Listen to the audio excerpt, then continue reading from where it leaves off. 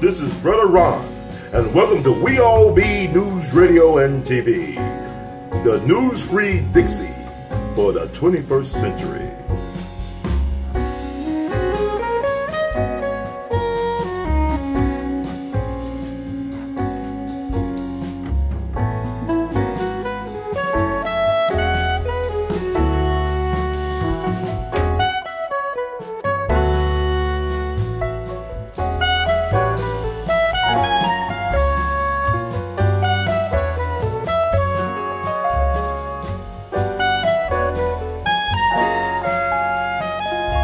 Oh, say, can you see by the dawn's early light what so proudly we hailed at the twilight's last gleaming, whose broad stripes and bright stars through the perilous fight o'er the ramparts we watched were so gallantly streaming, and the rockets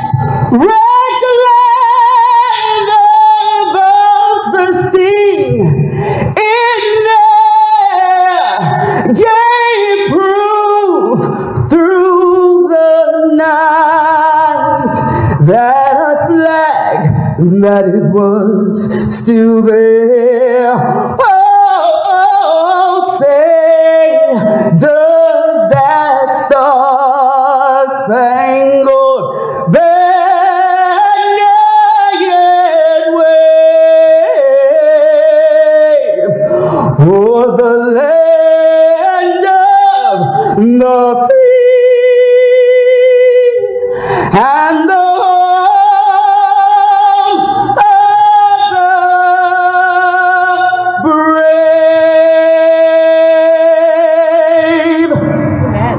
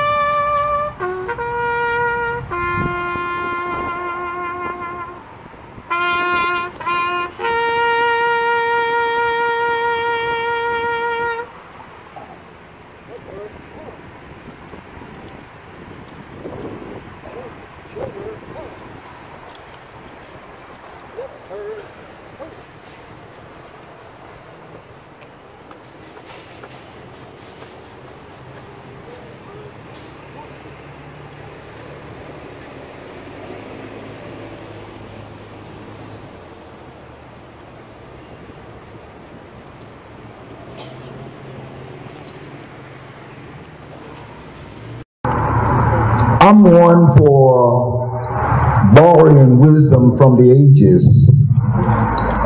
Two organizations that I'm a part of both use quotes that provide much wisdom for us for this occasion. The first is the Lynching Sites Project, and it uses a quote that is attributed to Ida B. Wells. The quote says, "The way to right wrongs is to turn the light of truth on them." The other is the Association for the Study of African American Life and History. We use Carter G. Woodson's quote, the founder of that organization, and that quote says, "Truth is revealing and healing, so tell the truth to us. Tell the truth on us, all of us." Today we are here on an occasion where truth-telling has triumphed.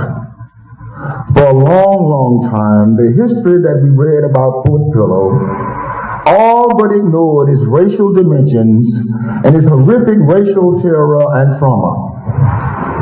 It would not even allow for the word massacre. This marker will be a forever light on not only the horror, but also the honor of brave men and women and children whose yearning for freedom have lead us to this day. As the words of the Negro National Anthem says, truly, we have come over a way that with tears has been watered. We have come treading our paths in the blood of the slaughtered. And the words of Maya Angelou, yet still we rise. Second, this is an occasion of commendation and appreciation for those tireless souls who worked hard to see this day come to fruition. This is also an occasion of commendation and commemoration and memory. Too often we put up monuments and markers with the intention of reminding us, but then we go about our busy ways and we forget.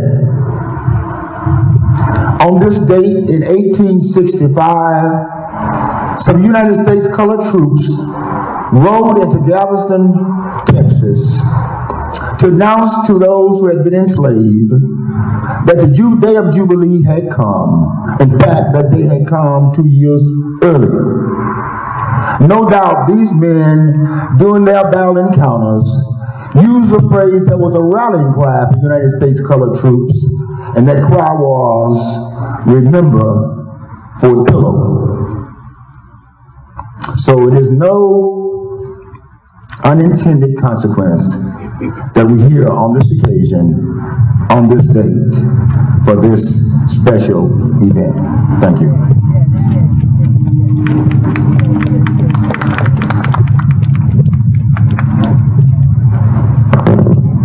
All-powerful and mighty God, we honor you today, and we honor the Fort Pillow soldiers who laid down their lives for their country. When you called them home, we acknowledge and recognize the great sacrifice they made for us, and we are eternally grateful and humble for their act of bravery. Lord, bless them forever, your eternal peace.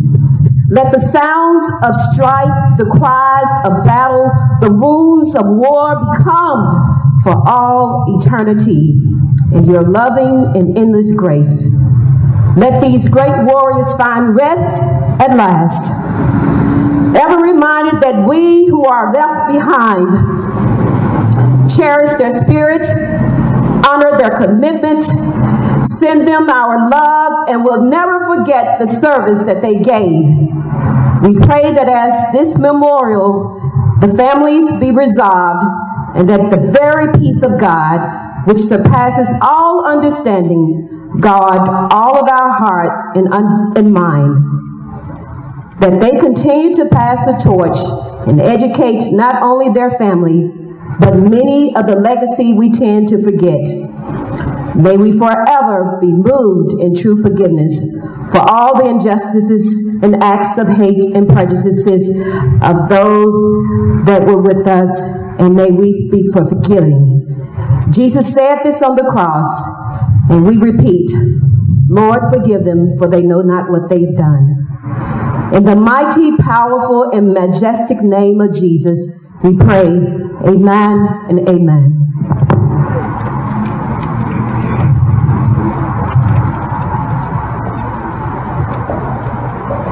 Can I get everyone to stand for the singing of Lift Every Voice and Sing?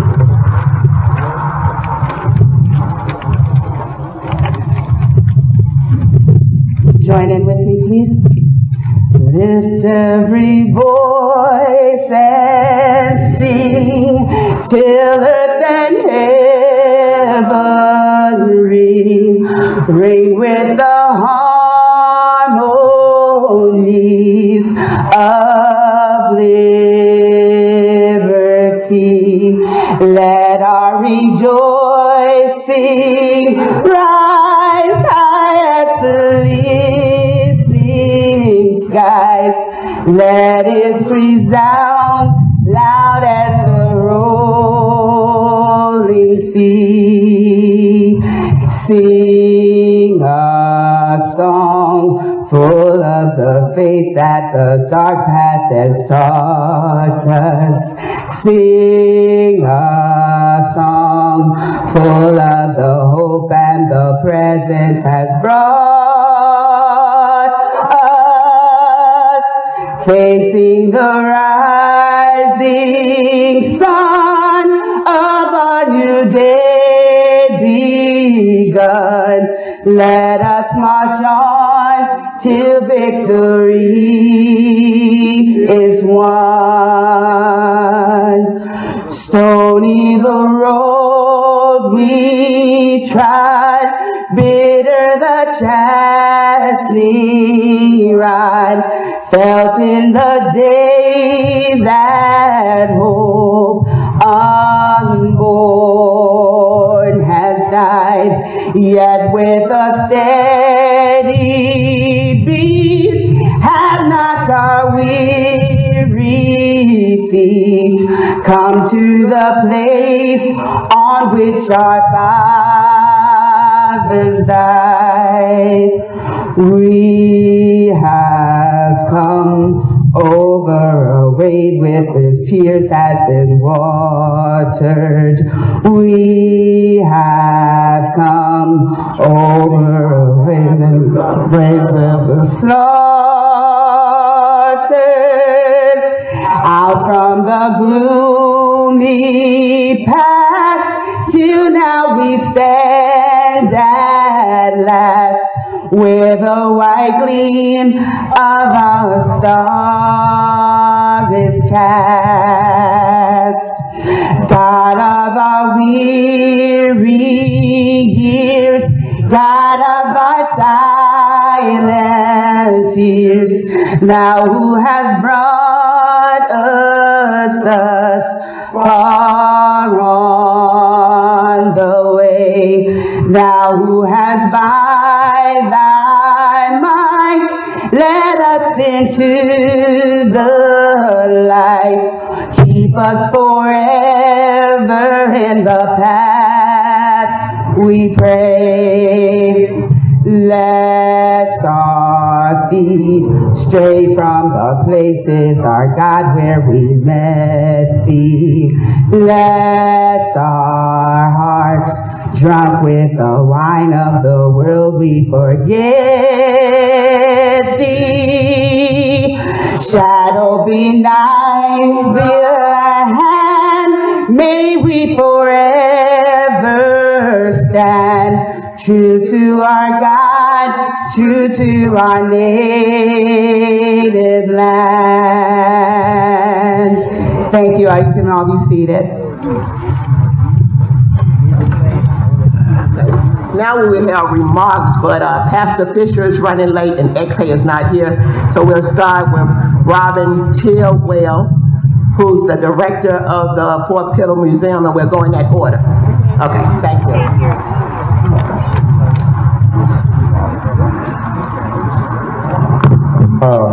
I'd like to thank all y'all for allowing me to be here today. Is that better? Yeah.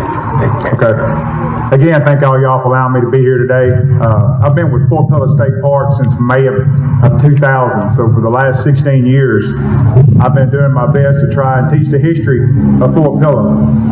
Being part of ceremonies and marker unveilings like this really helps bring it more true to the meaning of, the trials and tribulations that they faced back in those days, and to be able to help teach, the children that come to the park, for school groups, whatever it might be, the history of Fort Pillow. I've been working for several years now with some of the descendants. We try to get as close to the April 12th date as possible. and do a CeREmony there at the park. So it means a lot to me to be able to be part of all the ceremonies, marker unveilings, and all the different kind of stuff that we do to help pay tribute to the men of Fort Pillow. So once again, I thank you so very much for allowing me to be here today and be part of this ceremony. Thank you so very much.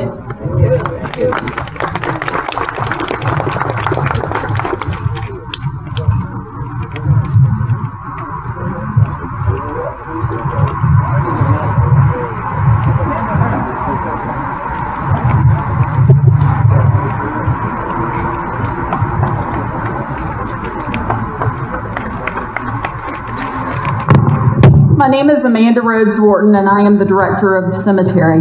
It gives me great honor to be here today, not only for the soldiers that we're commemorating today, but for all veterans that we serve each and every day. There were so many that died, and we try to commemorate all soldiers. Doesn't matter what color you are, what race you are, what creed you are, all soldiers are important. Just like at Fort Pillow, not only the African American soldiers, but also the white officers and the group from Tennessee that was Union sympathizers that also died at Fort Pillow. Let's thank all of them, and today we're here to unveil this beautiful, beautiful marker. I can't wait for everyone to see it. And thank you all again for being here.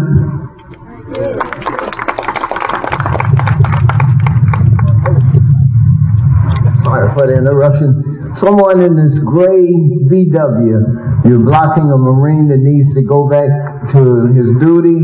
Could you please move your car in the gray VW?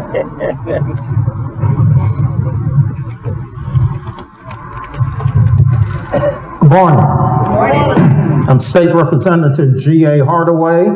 I represent the great state of Tennessee. Our Black Caucus members, our Tennessee General Assembly. You know, this day is special for me. I want to thank Ms. Hurd in particular. If it wasn't for Callie Hurd, this wouldn't be happening.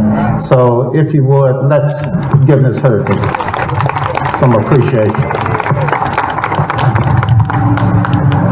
On the way over, for some reason, as I was starting to ponder what my remarks might be,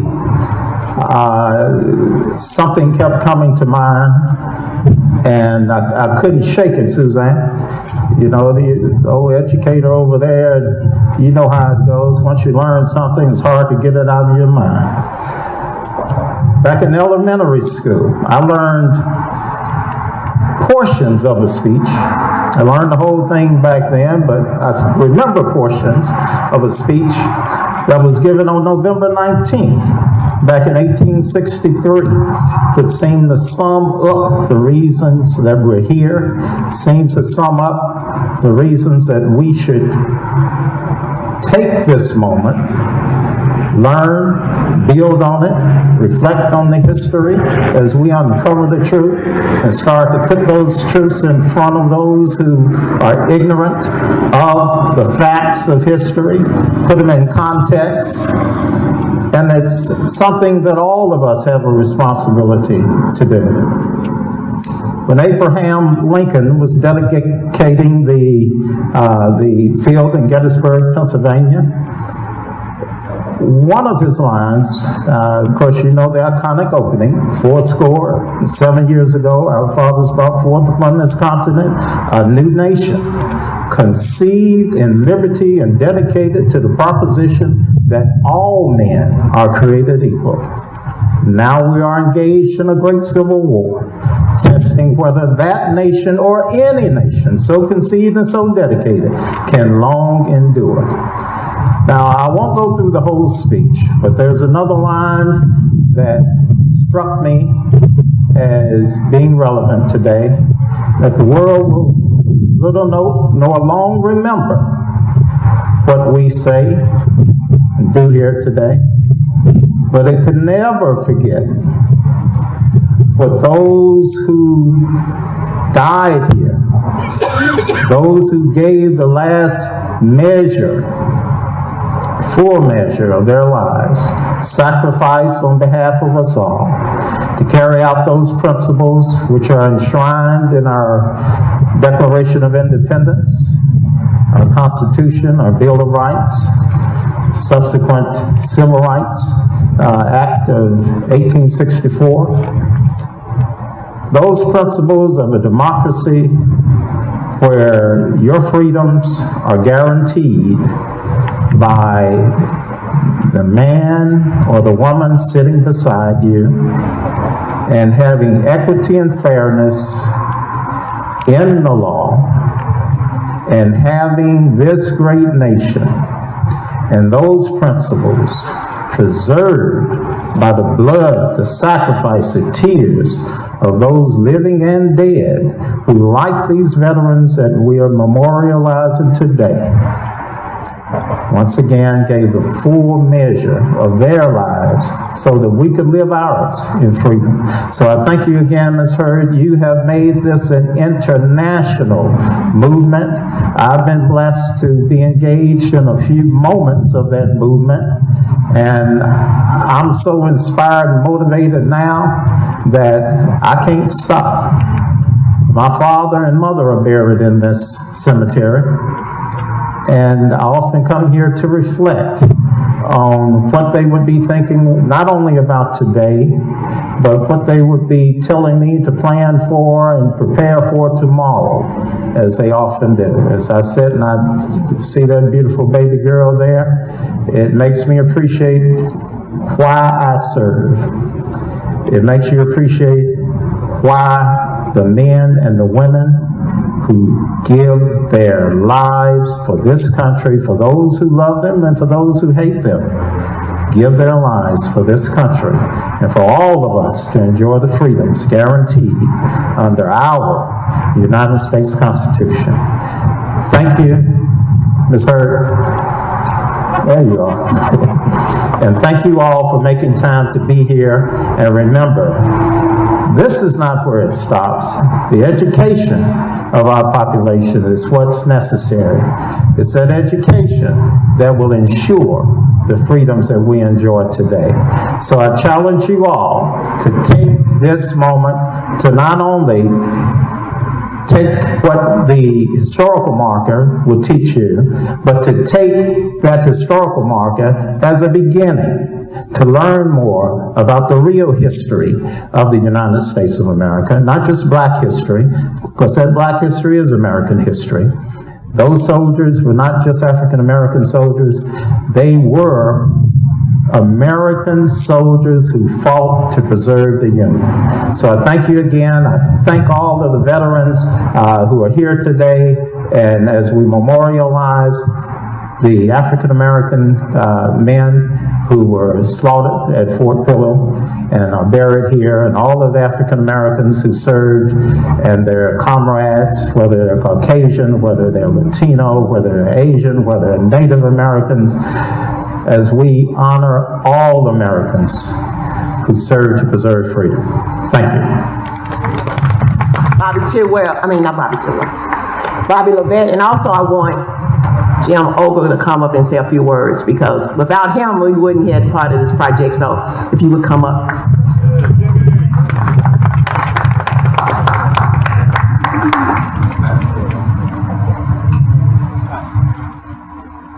Good morning. My name is Bobby Levitt from Nashville, Tennessee. I'm sorry I got here a little late, but I was going as fast as I could, Representative. But anyway, this story of the USCT, the United States Colored Troops, was the subject of my PhD dissertation at the University of Arkansas.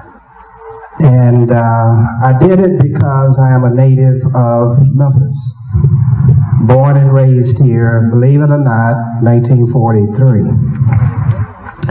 And my people came from the countryside of Fayette County during the Great Depression, 1936, and settled on Jessamine Street in a 2-bedroom apartment, South Memphis, I'm sorry. Just off of Vance Avenue. So our history only goes back to 1936, but the history of these soldiers goes back as long as Memphis has been here. Andrew Jackson, Jackson Avenue, and a group of businessmen purchased all of this land from the Chickasaw Indians and part of it from the Choctaw, who still have a small reservation down in central Mississippi. The Indians control all of this land, but for a few pennies they were forced to move off in 1838. We call this the Jackson Purchase. They really got a bargain when they took all of this land from the Choctaw and the Chickasaw Indians. So in my family in Fayette County and some of your families, whether you realize it or not, you got a little Choctaw and a little Chickasaw in you. We had a lot of so-called black Indians in this territory. But in 1860, when the Civil War started, there were only 3,000 blacks in Memphis, and only 98 of those were free. All the rest were slaves. But then the war started, as you know, in 1861, April 15th, and of course, everything changed. And June 10th, and let me say, since I'm saying June, this is Juneteenth. That's right. This week. They're celebrating this from here to Texas. This is the day that the slaves were freed down in Texas. But in Tennessee, we were freed on January the 1st, 1863. And the state of Tennessee followed suit with a bill on March 5th, 1865, that the state abolished slavery in our history. But anyway, the Union Navy came in here on the 10th of June, and they captured Memphis from the Confederates. They captured Helena down the river, and they also captured Island number 10, just north of us. And that turned the slaves loose all over this area. They started coming into Memphis. On January the 1st, 1863, Abraham Lincoln proclaimed the Emancipation Proclamation. And John Mercer Langston came in here to speak, and on December the 31st, 1865, he said, "Make sure you keep a copy of the Emancipation Proclamation in your home, so you can read it to your children and they can read it to their children." We have lost that sense of history. A lot of us have never read it. It's in the back of the book. But the last paragraph says, "And for all able-bodied African Americans," of course they call us Negroes then, which is Spanish for black, "we will sign up 200,000 men to serve in the American military." That's what started the USCT on the 1st of January, 1863.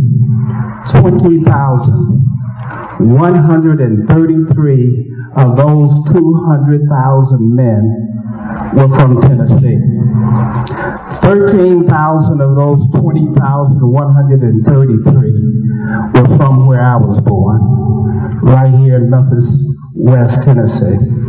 So many African Americans escaped the plantations and the farms. And these enslaved people came into this town occupied by the Union Army and the Union Navy, that General Ulysses Grant had to establish contraband camps. And so the first one he established was at LaGrange, Tennessee, not far from us over here in Fayette County. Near there is where my mother and my grandmother were born. Our people came in from North Carolina in 1855 on the domestic slave trade. And this whole place was being opened up as cotton country, from here as far down in the Delta, Mississippi, as you could go. There were more black people here in some counties than there were white people. There were more black people in Fayette County and Haywood County, where my people come, than there were planters and whites in that county. So we made our track from the plantations and the farms not until 1936, but most of the people here came as soon as they heard about the Emancipation Proclamation, and they flooded into Memphis. And so they established contraband camps where I was born. South Memphis was the largest contraband camp around. Tomorrow I'll visit President's Island because they had 2 camps on President's Island. They had a camp out here in Dixie, North Nashville, as some African Americans call it, where those blacks came into town. Our history begins with the USCT. And when Lincoln proclaimed that blacks would be accepted into the Union military, which George Washington and Thomas Jefferson had cut us out of, after the American Revolution, 5,000 of us served. And in 1793, they passed a bill in Congress, signed by President Washington, that no blacks could serve in the American military again. Lincoln reversed that. In June of 1862, the new Military Act said that African Americans could serve in the military. That made it possible for his Emancipation Proclamation, that last paragraph. 200,000 we're going to sign up. 20,000 came from us, from Tennessee. And the largest fort on this side of the Mississippi was where I will visit tomorrow, streets and houses and so on, Fort Pickering. It was 2 miles long. And it was manned by these soldiers, USCT. 10,000 of them could be held in what we call now North Memphis, Fort Pickering on the Mississippi River, starting from Nebraska Avenue back to Beale Street. That's where our community started after the war, and we kept expanding this way, east, and we are still going east. But when the USCT fought, 33,000 of them died in this country. Nobody gave us our freedom. We fought for it. We died for it. And in Tennessee, of those 20,133 slaves, of those 20,133 slaves, 26% of them died. The same percentage we lost in the Vietnam War. We have always lost heavily for our freedom. Thank you.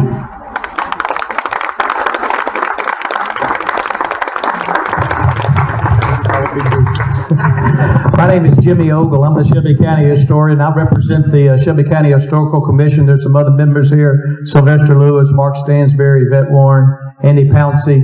I see Ed Frank there too, also from the West Tennessee Historical Society, who Callie Hurd and Ron Hurd. This wouldn't be done without these 2 folks right here. We haven't mentioned Ron yet, have we? But Ron's over doing his work for We All Be and his website.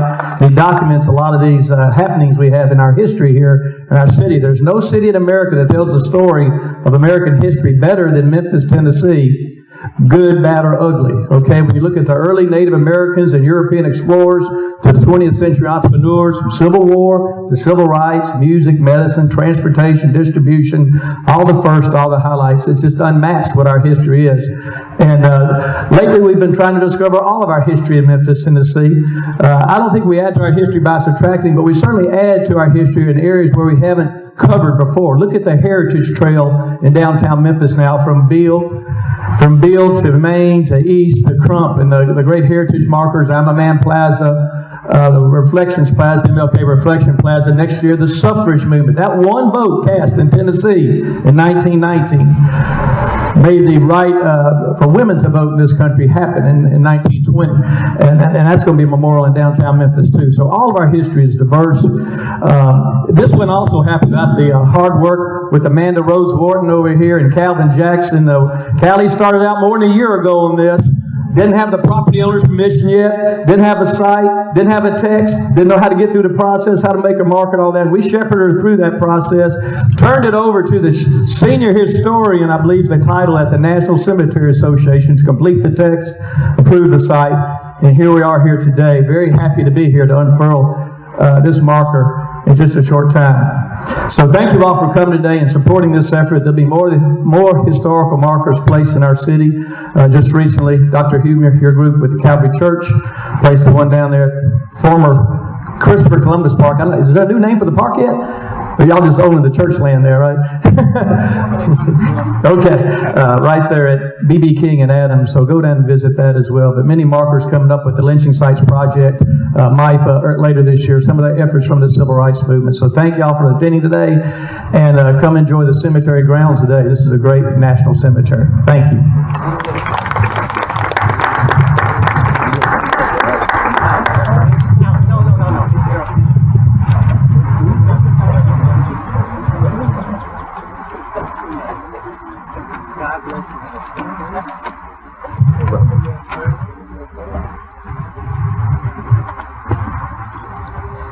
Good afternoon.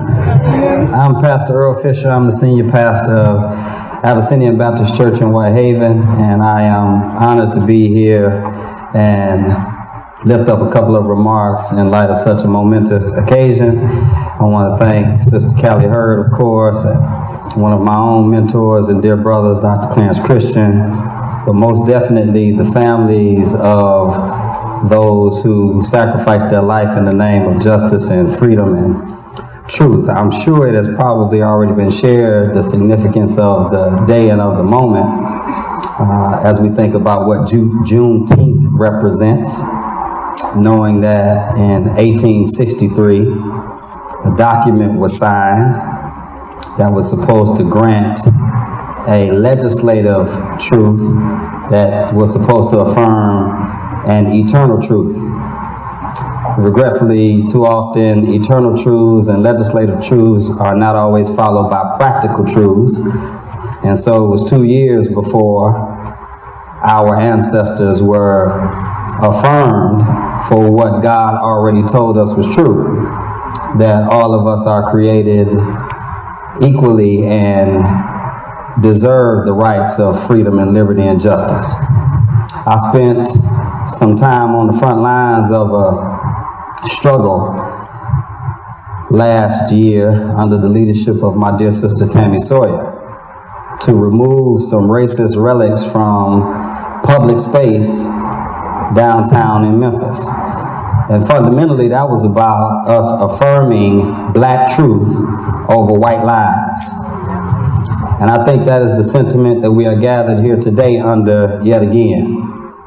These markers and these symbols matter because they show and communicate a broader commitment to truth and love and justice. I am excited to hear about the work of the Lynching Sites Project, and I affirm them and all of the other organizations that continue to work to tell the truth about who we are and who we have been, but above all, who we need to be. So again, anytime there is an effort or initiative to affirm truth, especially black truth, the truth about the experience of people of color in this country and on this globe, I think all of us will be best served by standing in support and solidarity with it. So it is an honor to be here. Again, salute to those who sacrificed their lives and whose blood continues to cry out from the pavement, not just at this corner, but all over this country and over this globe. Thank you.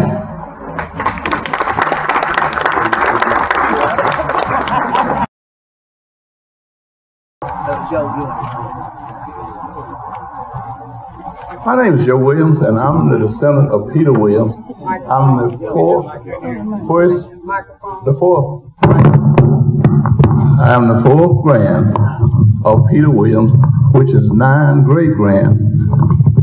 We have records of it, and we have military history from Peter down. So we're going to do that. This is my nephew, Norris, and we're going to show you our history from the military side. I'm not going to talk a lot about things about the family, but we got a history, and I have started a research, and in that research I have 1,300 and some names that I have found. We'll go to all of the plantations that our families were sold to on both sides, and we get a history of it. So what we're going to do, we're just going to show you the military side of our history. So let me pull it out. So what you're gonna see here is it says on the bottom that is over 600 years of active service from Peter down. So starting with me and my nephew there, I have 30 years, 11 months and 22 days, and he has 30 years of active service. 29, 6 months. So you see, we got it down by the date and the time. So I wanted you to see that, and what I do, I'm just going to show you a little thing here. What I do when somebody give me a name, I don't add it to that list until there's enough names and pictures to put another row on that. And that's just about the fifth one, I think. And you can see this is the last picture I got of, which way? This is the last, not this side, this side. This is the last picture that someone sent me with a name, but the name has disappeared on there. Now I got to find out who this person is, and then I add him to the years of service on that list. See? So, oh, I'm sorry. I'm so used to when I was younger in the military, I could talk loud, but I got old and I can't talk loud no more. So, as you can see, hold it up again, please. On this side.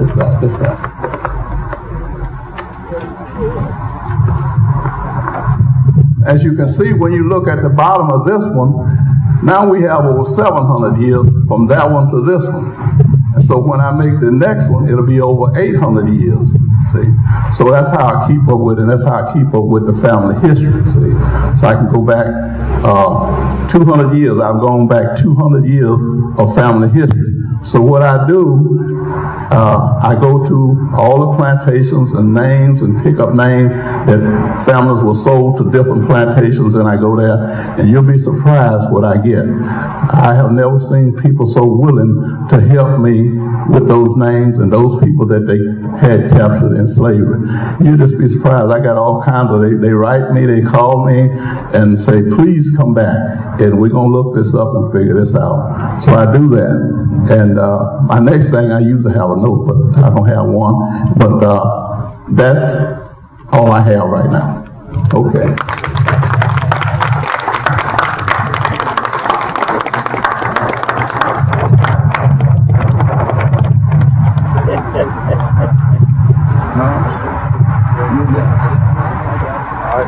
I had to put it on paper.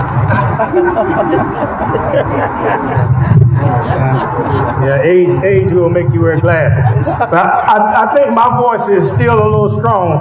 I like to do my uncle like this sometime, but I think it may be easier if I use the mic so you guys can hear me a little bit better. I wrote a little something. I was thinking something the other day. Oh, I'm sorry. By the way, my name is Norris Thomas Sr. I am the great-grandson of a former slave and a survivor of the Fort Pillow Massacre. His name is Peter Williams. Remember, always say his name. Okay, Webster defines the word ponder as to weigh in the mind, to consider carefully. I ask you today to ponder this statement. What American war was fought about freedom of its people? The Revolutionary War was fought because the British wanted America to pay for the French and Indian War. World War I actually started because of the assassination of Archduke Fernando. World War II, Germany invaded Poland. We still haven't got to where we had to fight for our freedom yet. The Japanese attacked Pearl Harbor so to enable the U.S. fleet to prevent them from stopping them from conquering Southeast Asia. The Korean War was simply because North Korea invaded South Korea. Desert Storm was fought because Iraq invaded Kuwait. The Iraqi war was about weapons of mass destruction, terrorism, and democracy for the Middle East. Oh, I'm sorry, I forgot the Civil War. The war that these brave men we honor today, along with my great-great-grandfather, Peter Williams, always remember, say the name. This is the only war fought by the United States that its people's freedom was an issue. These brave men fought for their own freedom, in turn freeing each of us from the pressures of slavery. Again, I ask that you ponder what American war was about freedom of its people. Thank you.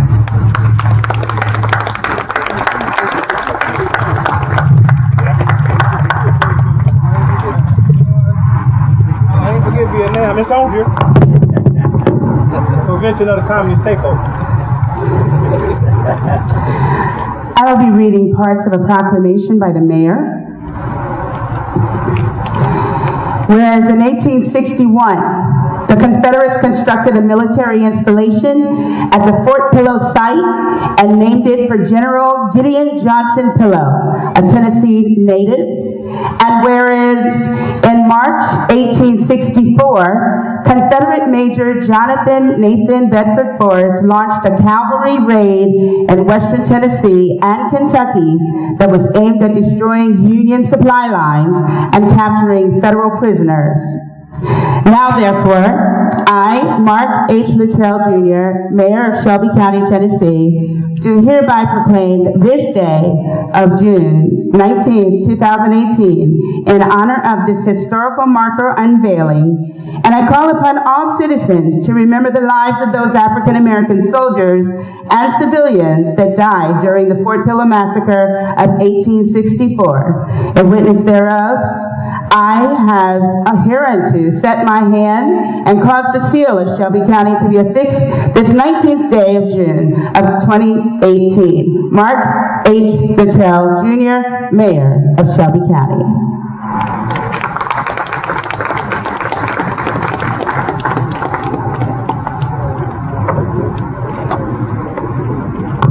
Great morning. This is a proclamation from the city of Memphis, abbreviated. Whereas today, we officially unveil the historical marker, Remember Fort Pillow, at the Memphis National Cemetery. And whereas this marker now stands as a memorial to the U.S. colored troops and civilians who died during the Civil War at the Fort Pillow Massacre of April 12, 1864. And whereas, with the unveiling of this historical marker, we are remembering the sacrifice these soldiers made for freedom and honoring the dead with the battle cry, Remember Fort Pillow. Now, therefore, be it proclaimed that I, Jim Strickland, Mayor of the City of Memphis, hereby commend the work of We All Be Group, Incorporated, the Shelby County Historical Commission, the National Cemetery Association, and the many other individuals and organizations who worked together tirelessly to earn this historical marker to preserve and share the history of Memphis and Shelby County. Furthermore, I encourage citizens to visit Memphis National Cemetery to remember and pay respect to those brave individuals who paid the ultimate sacrifice for freedom we all enjoy today. In testimony whereof, I have hereunto set my hand and caused the seal of the city of Memphis to be affixed this 19th day of June 2018. Jim Strickland, Mayor.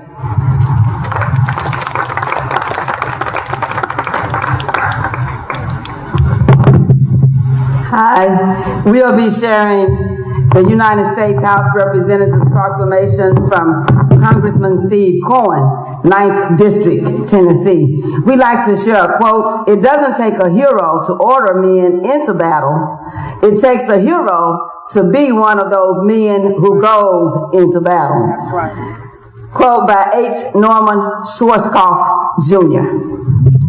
Whereas, on behalf of the citizens of the 9th Congressional District, it is my distinct pleasure to honor the African American Union soldiers and civilians who died during the American Civil War at Fort Pillow on April 12, 1864. And whereas the marker is a fitting tribute to the fallen soldiers and recognizes the gallantry of Private Peter Williams, the only African American soldier whose image was discovered in the annals of history. He is remembered by his great-grandson, Joe Williams.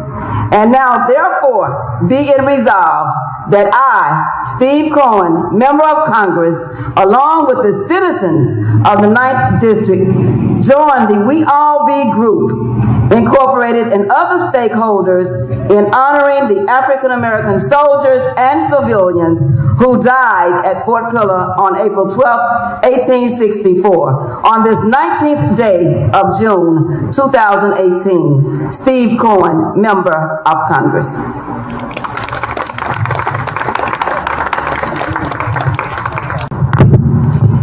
In honor of the fallen soldiers and the lives that they protected, the lives that they represent that stand here today, we do remember.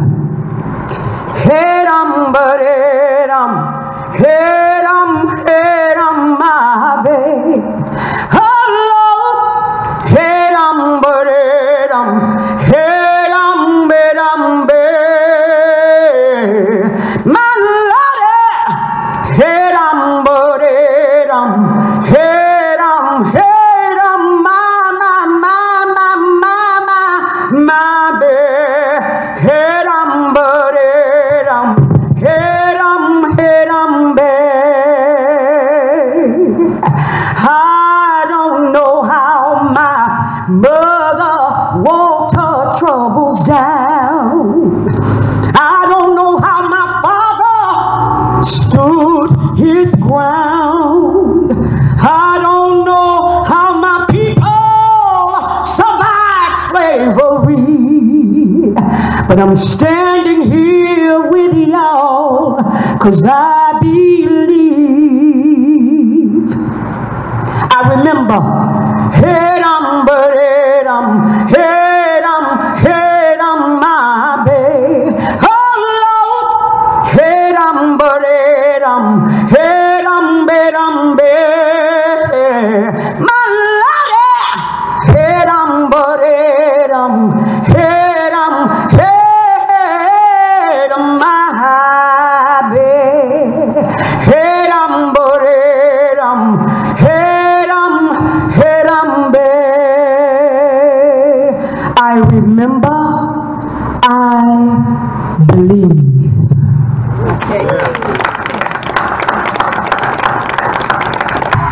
Bingo. Good evening, everybody. How you doing today? My voice is real loud, isn't it? It's made for this moment. God bless moment.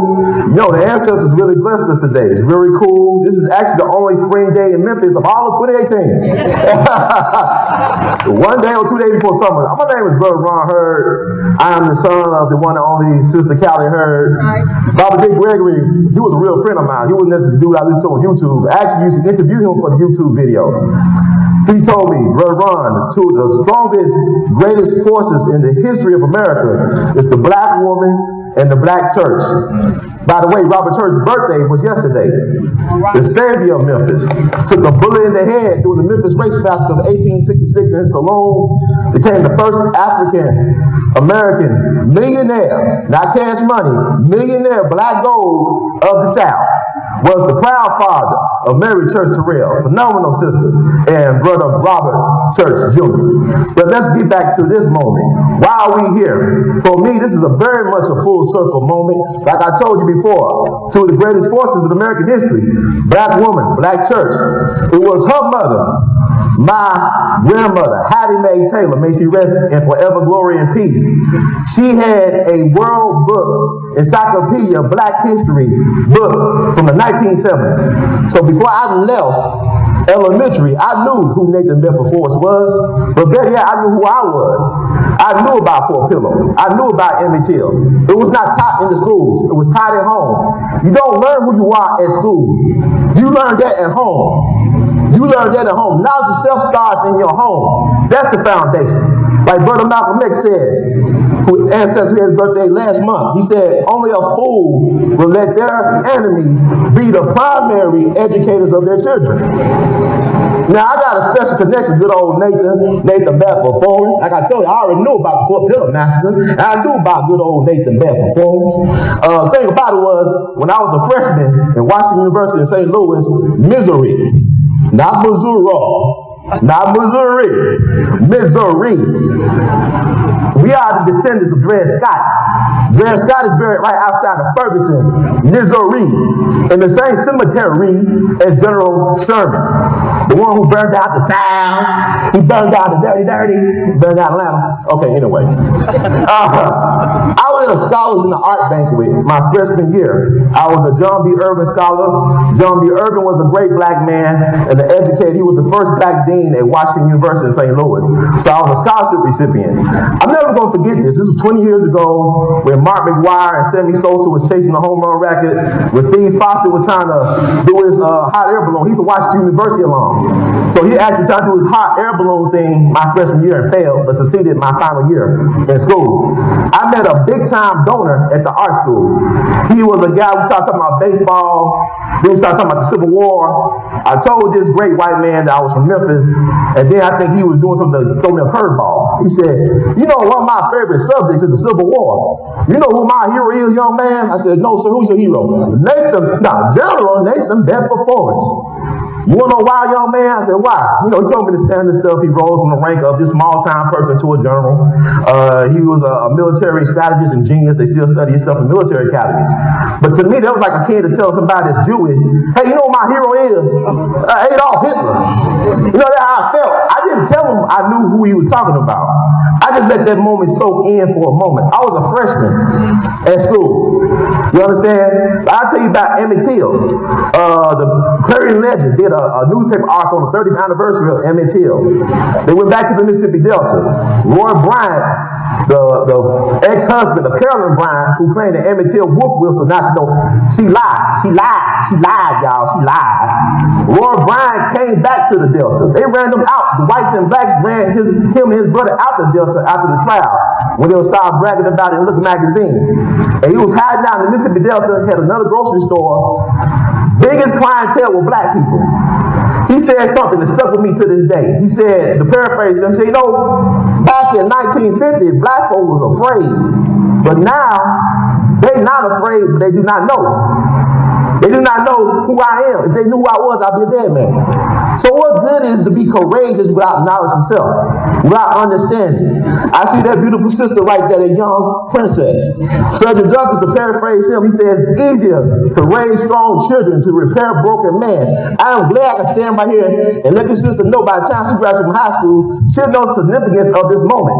She'll know about the Battle of Fort Pillow. She'll know who General Nathan Bedford Forrest is. You took down the statue, but y'all forget, he founded a city over in Arkansas.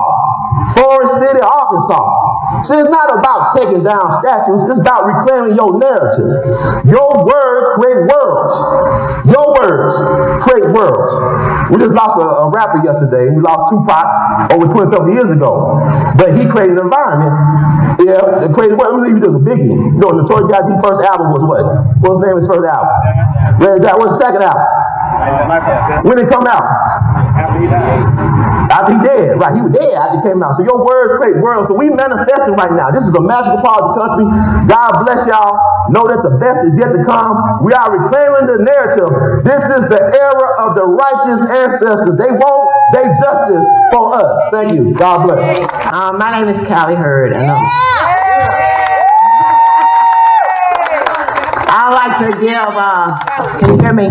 Can y'all hear me? I like to first give honor to God, and I'm going to let you know. When I went on this journey, and God showed me when I first went to the trekking event at Fort Pillow Museum, I lost my telephone. And I'm one of these people that I go and seek of my purpose. And when I lost my telephone, I found out about Fort Pillow. I didn't know that they had people buried in the Memphis National Cemetery. But what I did know is that when I found out that they were buried there, that I wanted to do a memorial. So our first year in 2016, we did a memorial, but we were on the wrong side of the cemetery. So in around December of 2016, Lyndon Comstock called me and said, "Ms. Hurd, I know where the bodies are. In fact, it's 109 remains." And I followed the track because I believe that nobody is insignificant. Even if you pour it, I keep your stuff, and people call me the junk magnet, because if I can't see it at that moment, I keep it in my stack to see later. So I followed through on what Lyndon told me. And the significance of one of the biggest things that I found out from Fort Pillow, that I found out I had a great-great-grandfather that was part of the Union. And he had two brothers, and one of the brothers died in Vicksburg. So I had the spirit of my ancestors wanting me to know about my history. And through Lyndon, I found out 400 around the clock of my mother, father, and all of them. Even found out that I had many white ancestors, many mulatto ancestors. So when I did this project, it wasn't about a color, it wasn't about making a statement, because history teaches you what you should do. History is not judging people because you're blaming them for what their ancestors did. Then you're not doing history, then you're not learning. So when I did this walk of faith, because we didn't have no money, I did what my preacher said, that if you believe something bigger than you, you do the works and it will come true. And one of the persons I have to really give tribute to is Mr. Joe Williams. Because without Joe Williams, he gave us about 65% of our funding. Because the universe lined us up in 2016 to connect, because in 2000, he found out about his great-grandfather. And he made a pledge to himself that his grandfather would never leave the earth without people knowing who he is. And you know, the good thing about it is that when we connected, it was like we had been knowing each other forever. Even though the other people thought I was weird and crazy or whatever when I was doing my stuff, he always said, whatever you think you have to do. He always supported. And when the time came when we planned on the marker, I said, God, you know that if we're going to do this marker, we have to have the best of the best. And God gave us Dr. Bobby Lovett. He gave us Andre Ward. Andre Ward is the author of The River Run Red. Dr. Bobby Lovett did his dissertation on Fort Pillow. We had Lyndon Comstock, who was a world-renowned grave finder of Civil War veterans, African Americans' graves. We had Dr. James Golson. We had Ron Hurd. We had the Descendants, and we had God on our side. So when we got our documentation, and also one of the biggest person we had on our side was Amanda Rose of the cemetery. Because without her, we wouldn't be here anyway. Because she believed in what we were doing, and she knew we wasn't doing it because we were trying to point fingers. Because this is not about pointing fingers. This is about people that during the battle cry of the Civil War, they said, remember Fort Pillow, right? But for 151 years, right in the heart of Memphis, we never remembered them. We didn't even know where they were. But when you think about history, how can you teach people history if you don't go back into the past? And the past is not meant to point fingers. It's meant for you to engage. Think about it. If the Jews had stopped teaching Holocaust to their kids, what would they be? They don't teach it so they can say, let's hate the Jews. They say, you'll never want to be in that position again. So what I'm teaching us is that when God has a plan for you, he would take you from anywhere. Because just like Jimmy Ogle, we didn't know each other, but I feel like I've been knowing him for a lifetime. He was like one of the people, like my guy. When Callie, this is what you need to do, and this and that. And remember, it's not personal, it's the history, right? And we're not trying to point fingers. And like I said, in this day, because if you look up at the skies, the heavens are open. The weather is here not because it's supposed to be cool. It's because the spirits are here watching you and thanking you. Because this right here, if I told you everything that happened in this past, you'll say, she must be lying, because everything is supernatural. It was meant to be. And all the people here, you're standing the gap for the world. Because if my people say, you don't have to have 1 million some people here, but you got to have those believers that are interceding for them. And y'all are interceders. And if y'all look at y'all history in the past, it was something that you asked, and it said, well done, be here, because you have always been givers. So when y'all look at this, we're not going to read it to you, because I believe that when I do something and I want to see something of greatness, I want to absorb it in my mind. So when we unveil it, we want you to read it, because when you see those words, you'll say, wow, did they do that? No, God did that. Because when you think about it, how can me, Callie Hurd, produce this without God? You know what I'm saying? And I thank God for taking me on this journey. And like I said, one of the biggest things is I learned my history. And I think what it's trying to teach us is that if we're going to be mad at each other, learn your true ancestry. And when you learn your ancestry, you can't hate a person because of the color of their skin. You can't hate them because of what their ancestors did. You can only do like Martin Luther King. You have to judge that person on their character.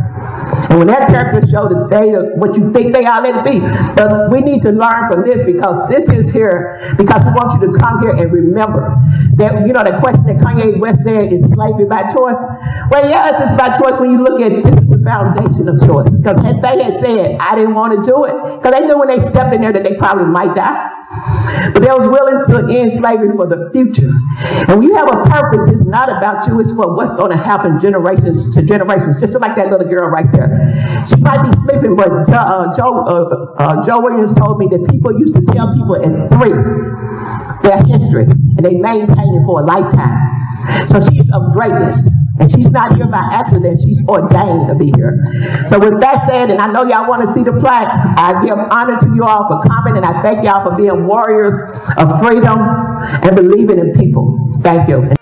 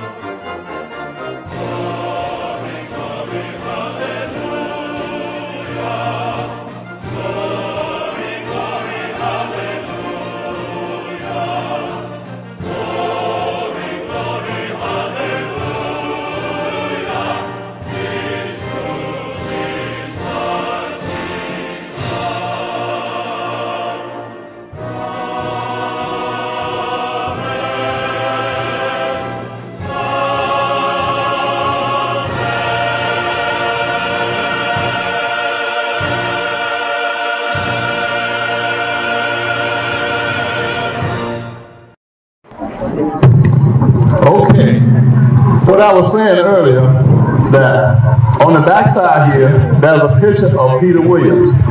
And out of all the places I've gone to try to find families that had pictures of their ancestors that was killed at Fort Pillow, he's the only one that I have, and I have that picture of the family. And then I looked all over the family records and things, and finally I found this picture.